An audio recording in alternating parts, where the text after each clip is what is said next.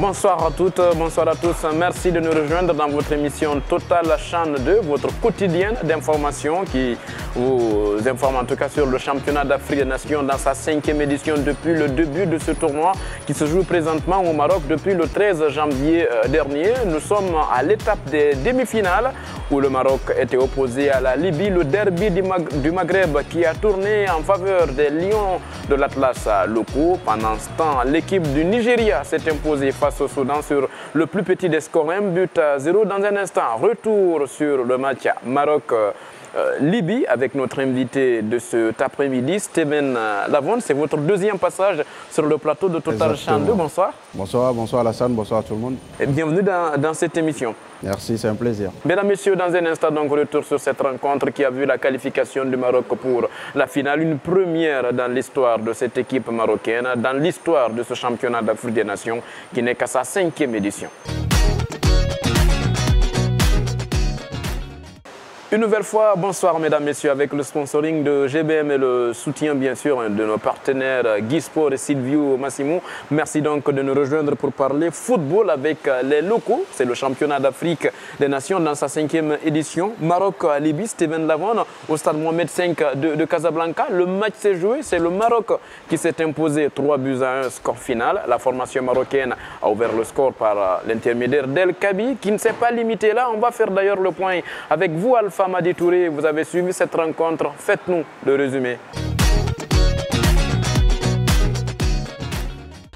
Eh bien, le derby maghrébin a tenu toutes ses promesses. Il a fallu 120 longues minutes pour les Marocains pour arriver à bout de cette formation de la Libye. D'abord en première période qui a été dominée de la tête et des épaules par les Lions de l'Atlas. Ils ont pu cadrer 2 tirs sur 6, notamment une tête sur la barre transversale. Mais c'est en deuxième explication que ce match va se décider, donc va se dénouer. On commence par cette occasion à la 74e minute, donc c'est l'ouverture du score bien sûr marocaine. Il y a Zakaria Adraf qui déborde sur le côté et qui sert de la tête à Ayoub El Kabi qui inscrit là son 7e but de cette compétition, faisant de lui l'unique meilleur buteur à la tête du classement. Mais c'est sans compter sur cette équipe libyenne qui, malgré le fait qu'elle était retranchée derrière, décide de se lâcher en fin de rencontre. Et à la 85e minute, une pression sur Zniti, le gardien de but marocain,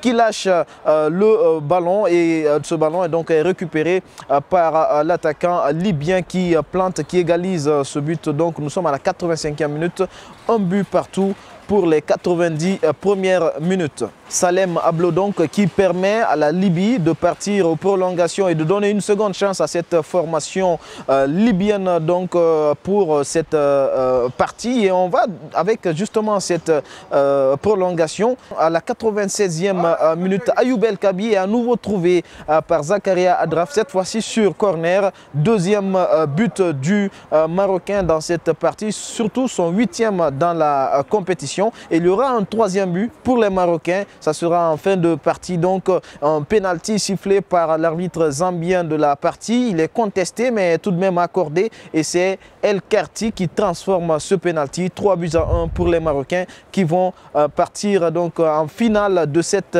édition, de la 5e édition du championnat d'Afrique des Nations de football.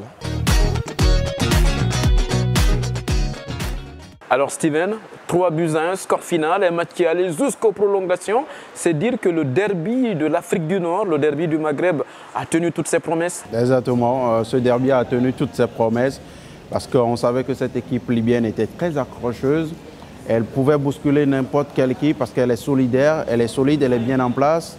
Et puis on l'a vu notamment dans cette rencontre face au Maroc ce mercredi au stade de Mohamed V. Ça a été difficile pour cette équipe des Lions de l'Atlas, mais au finish, elle avait la meilleure équipe, le Maroc a la meilleure équipe, la meilleure attaque, la meilleure défense également. Elle a encore une fois confirmé qu'elle était, on va dire, la meilleure équipe de ce tournoi-là. Même s'il reste une finale, on va voir ce que ça va donner contre... Une finale, on va parler d'ailleurs de la finale dans les prochaines minutes. Sinon, Steven Lamont, dans ce match, est-ce qu'on peut dire par là que, disons, la distance, parce que la Libye n'était pas à Casablanca, contrairement au Maroc qui a joué tous ses matchs ici au stade Mohamed V à Casablanca, les prolongations, vous l'avez rappelé un peu, ça pesait un peu donc dans la rencontre, selon votre compréhension? Oui, tout ça là, vous savez, on est en football, hein, tous ces petits détails-là, ça compte. La Libye s'est beaucoup déplacée, ils étaient à Agadir pour démarrer la compétition, ils ont fait des matchs ailleurs, à Tanger, et, ils ont rejoué à Marrakech, finalement ils sont venus jouer à Casablanca, ils ont beaucoup bougé, donc tout ça là, c'est des petits détails, mais qui comptent beaucoup. Et puis j'en ai parlé, les quarts de finale, jouer 2 prolongations en l'espace de 3 jours, puisqu'il avait déjà joué une prolongation contre le Congo, rejoué une prolongation. Pour eux dans ce ça mois. fait beaucoup dans les jambes. Et puis après, bon, je pense qu'ils ont également manqué d'efficacité, parce qu'ils avaient des occasions pour marquer des buts, mais malheureusement, ils ne sont arrivés qu'à concrétiser une seule. Et le Maroc a été plus efficace devant. Je rappelle, mesdames, messieurs, l'émission Total Chan que vous êtes en train de suivre en ce moment. Vous le voyez à l'écran, c'est Richard. Vous êtes désormais habitué à ce monsieur dans cette émission. Il va nous faire dans un instant le point sur les conférences de presse d'après-match. Une rencontre donc qui a tourné à l'avantage du Maroc face à la Libye. Score 3-1, score final. Le public du stade Mohamed V de Casablanca a beaucoup joué dans ce match. Selon vous, c'est l'avantage aussi de jouer à domicile? Ce n'est pour rien qu'on dit souvent que le 12e homme est important. C'est vrai qu'il y a 11 hommes sur le terrain, mais lorsque vous évoluez à domicile, il y a votre public qui vous pousse. Et on savait, avec 40 000 spectateurs au Mohamed V, ça encore une fois, parce qu'on a vu que lorsque le Maroc était en difficulté, le public poussait, entonnait des chants à la gloire des Lions de l'Atlas. Et je pense que ça, les joueurs le ressentent sur le terrain d'ailleurs à la fin. C'est pourquoi ils n'ont pas hésité à les remercier, à les saluer de leur soutien tout au long de cette rencontre. Donc c'est important. Vous avez vu que le Maroc est resté à Casa durant toute la compétition. C'est devant son public, le public le connaît. C'est une équipe qui est déjà habituée au terrain. C'est une équipe qui est déjà habituée au terrain et donc je pense que c'est un avantage certain pour toute formation et notamment pour cette équipe marocaine. Donc le Maroc s'est imposé 3-1, score final donc pour cette première demi-finale. Le Maroc était à sa première demi-finale aussi de son histoire dans l'histoire du championnat d'Afrique des Nations. Juste après le match, les journalistes présents se sont dirigés en salle de conférence pour suivre l'entraîneur du Maroc, Djamel Selami, et celui de la Libye. La conférence de presse d'après-match a été suivie pour vous par Richard Na qui nous fait ici le point. Au cours de cette conférence de presse, le coach libyen est revenu sur la situation du pénalty qui a eu lieu pendant ce match Maroc-Libye. Écoutez-le. Nous avons perdu le match, c'est le football. Je pense que le pénalty a été très sévère. Les joueurs étaient fatigués après avoir joué les prolongations en quart de finale, puis le voyage de Agadir jusqu'à Casablanca. Félicitations au Maroc pour sa qualification. Djamel Selami, quant à lui, est-il satisfait de sa victoire 3-1 contre la Libye? Écoutez sa réponse.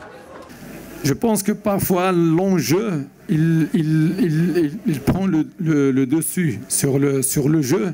C'est normal parce que on est en demi-finale, on veut gagner, on maîtrise le jeu, mais parfois il y a des moments où l'adversaire il s'impose parce que c'est un équilibre que tu dois maintenir pendant tout le match.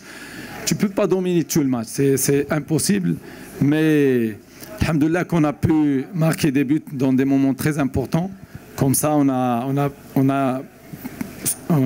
été un peu soulagés et vers la fin, le penalty nous a soulagés encore plus et notre qualification, je pense qu'elle est méritée, même si l'équipe nationale de la Libye n'a pas démérité. Le Maroc aujourd'hui en finale, quel est l'adversaire idéal pour Djamel Selami? Sachez que je n'ai aucune préférence. Je vais préparer mon équipe parce que le plus important c'est nous, c'est les joueurs qui doivent être prêts pour ce match. On a franchi beaucoup de marches jusqu'à la finale. Maintenant, c'est très important pour nous qu'on soit prêts pour cette finale. En somme, voilà ce qu'on pouvait retenir de la conférence de presse de ce match Maroc-Libye.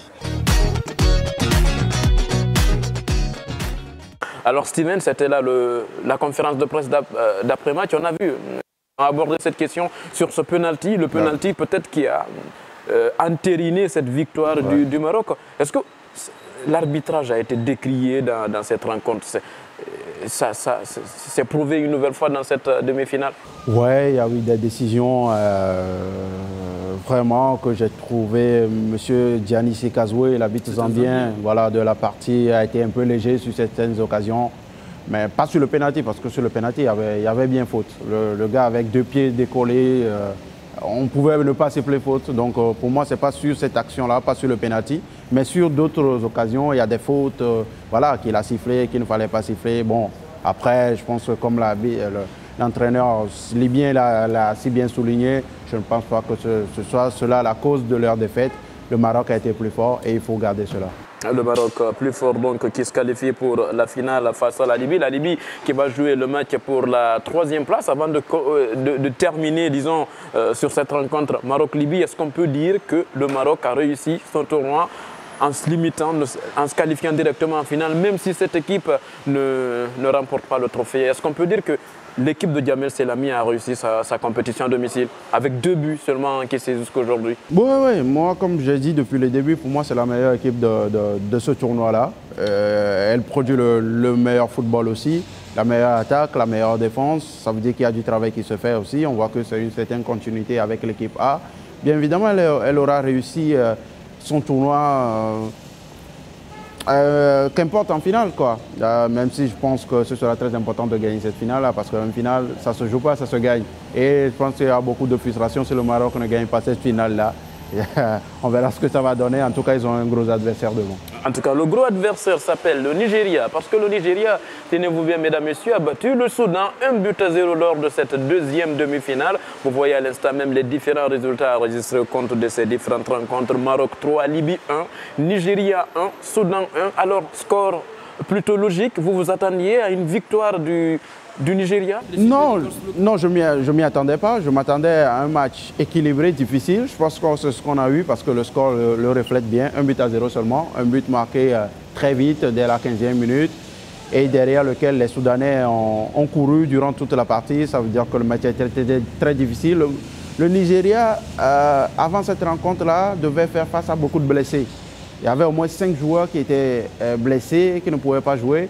Et dès le début de la rencontre, le gardien, capitaine titulaire, s'est blessé, Ezenwa. Il y a eu un changement prématuré. Voilà, prématuré. Tout ça là, ça peut bousculer la stratégie de jeu d'un coach, ça peut également influer sur le mental d'une équipe. Mais le Nigeria a su être costaud après le but de Gabriel, qui avait d'ailleurs été déjà le héros de quart de finale contre l'Angola à Tanger. Gabriel, encore une fois, qui a marqué ce unique but-là qui a permis au Nigeria d'être en finale. Donc je pense que le Soudan peut également s'en vouloir parce qu'ils ont raté beaucoup de questions dans cette partie. Ou bien, Adiboye a fait de trop gros arrêts parce que le remplaçant de Zenwa a fait un gros match quand même. Alors, je rappelle, le Soudan et le Maroc étaient dans le même groupe, c'est le groupe A. Le Nigeria donc se qualifie pour la finale. Le Nigeria va jouer contre le Maroc. Ça sera le 4 février prochain à 19 h au stade Mohamed V de Casablanca. Mais bien avant, il y aura le match pour la 3e place qui va se jouer à Marrakech. Vous voyez ici le calendrier, mesdames, messieurs. Ça sera cette fois-ci le 3 février, la veille donc. Ça sera Marrakech, la Libye qui va affronter donc le Soudan. Des rencontres équilibrées? Vous savez que les matchs pour la 3e place, souvent, c'est la cerise sur le gâteau. On se lâche. C'est pour la consolation. Voilà, c'est pour la consolation, donc on se lâche un peu. Il n'y a pas véritablement d'enjeu, même si bon, l'une ou l'autre des équipes voudra bien terminer avec une médaille de bronze. Mais souvent, on se lâche un peu. Les sélectionneurs également font tourner pour des joueurs qui n'ont pas beaucoup joué. Donc, bon, j'espère qu'on va assister à un bon match. Pour bien faire vivre le groupe. Exactement. Alors, mesdames, messieurs, je rappelle, lors de la dernière édition, c'était au Rwanda en 2016. C'est la Guinée qui avait joué cette rencontre de 3e place. C'était face à la Côte d'Ivoire. La Guinée avait perdu face à Michel Doucier, voilà, un ancien de la Guinée qui était opposé à Kamfouri Lapé Bangora, qui n'est plus entraîneur du Sili, mesdames, messieurs. Alors, on récapitule rapidement, mesdames, messieurs, les demi-finales Maroc-Libye. Il y a eu au total 5 buts marqués, dont 3 pour le Maroc qui détient le meilleur buteur du tournoi pour le moment avec 9 buts. El Kadi a joué sous les yeux d'Hervé Renard. 8 buts pour le moment. On peut dire qu'il a frappé à la porte de l'équipe nationale. Ah ouais, depuis le début de cette compétition, moi je dis qu'il a déjà un pied dans le bus pour aller en Russie pour le mondial. Maintenant, il y a une date FIFA qui arrive en mars. Je pense qu'il va être sélectionné. À lui encore une fois de prouver tout le bien qu'on pense de lui. Et puis je pense que s'il continue comme ça, il est au mondial parce que les places sont assez chères en attaque de l'équipe nationale du Maroc, mais ce qu'il a montré, ce qu'il montre d'ailleurs depuis 2 ans, on va dire, parce qu'il a une trajectoire assez atypique. Il a fait la D2, meilleur buteur de la D2 ici au Maroc, 25 buts. Et c'est sa première saison en Botola Pro, c'est-à-dire la première division marocaine. Il est déjà encore une fois meilleur buteur de cette Botola. Ça veut dire que ce n'est plus du hasard. Il est encore exactement, donc ce n'est plus du hasard, c'est véritablement un buteur né. En tout cas, El Kabi, dès qu'il est dans la surface de réparation, il tente quelque chose et ça le réussit le plus souvent. Parlons à présent d'autres choses qui sont liées à ce championnat d'Afrique des Nations, mesdames, messieurs. Si vous n'étiez pas avec nous dans la précédente émission, nous avions parlé de la rencontre des photographes journalistes ici au Maroc à l'occasion de ce CHAN. On va revenir avec le président de l'association des journalistes photographes ici au Maroc qui nous explique ici le pourquoi, les raisons de cette rencontre. Parmi les objectifs qu'on a, d'avoir un club de presse. C'est-à-dire déjà, on a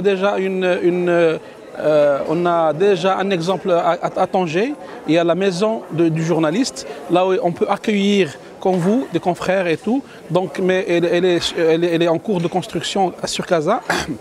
Ça va nous aider à avoir des partenariats, à avoir des formations, à avoir beaucoup de choses ensemble. Vous l'avez peut-être rectifié vous-même, c'est plutôt le porte-parole des journalistes photographes du Maroc. Alors, Steven, des journalistes photographes qui se rencontrent, c'est une première? Pas vraiment, parce que Là, il y a une idée de création d'une structure qui va les fédérer, qui va les mettre ensemble. Exactement, non, mais je pense que c'est une bonne chose. Comme on dit souvent chez nous en Afrique, c'est lorsqu'on est unis qu'on fait de grandes choses. Donc, je pense que c'est de bonne guerre que les photographes sportifs africains puissent tenter de se mettre ensemble en une association pour défendre leurs droits et également voir comment couvrir au mieux les compétitions sportives sur le continent et dans le monde. Donc je pense que c'est une bonne chose, c'est une très bonne chose. Le journalisme africain et par-delà le photojournalisme africain est en train de se développer. Je pense que par ces genres d'initiatives-là, il y aura encore de très belles. En parallèle, on nous apprend aussi la rencontre des journalistes sportifs qui sont ici au CHAN, histoire de créer une confédération africaine des journalistes sportifs. Oui, exactement, ça aussi. Pour moi, il n'y a pas de problème. Tant que c'est pour se mettre ensemble, pour mieux travailler pour le développement des sports en Afrique, moi ça ne me gêne pas. Donc on va voir ce que ça va donner cette confédération-là, parce qu'il y a déjà d'autres regroupements qui sont également en place, dont on dénonce ou bien dont on décrit le fonctionnement. Il faudra que cette nouvelle puisse combler les attentes de ses membres. Alors Steven, c'est avec ça que nous allons nous quitter. On espère vous retrouver très prochainement, peut-être pour la clôture, histoire de faire un bilan, mais prochainement on aimerait parler du Togo. Pourquoi pas, il n'y a pas de souci, même si le Togo n'est pas là, je pense que je suis un digne représentant du pays des éperviers. Alors merci à vous Steven. Je rappelle, vous êtes du site africatopsport.com. Exactement, merci beaucoup. Alia Alama Bangoura était à la réalisation avec Mamadou Lamaranasso à la caméra et au montage, Sega Diallo à la coordination. Merci mesdames et messieurs, on vous retrouve très prochainement pour vous parler de la 3e place, mais aussi de la finale du CHAN qui va mettre prise le Nigeria au Maroc.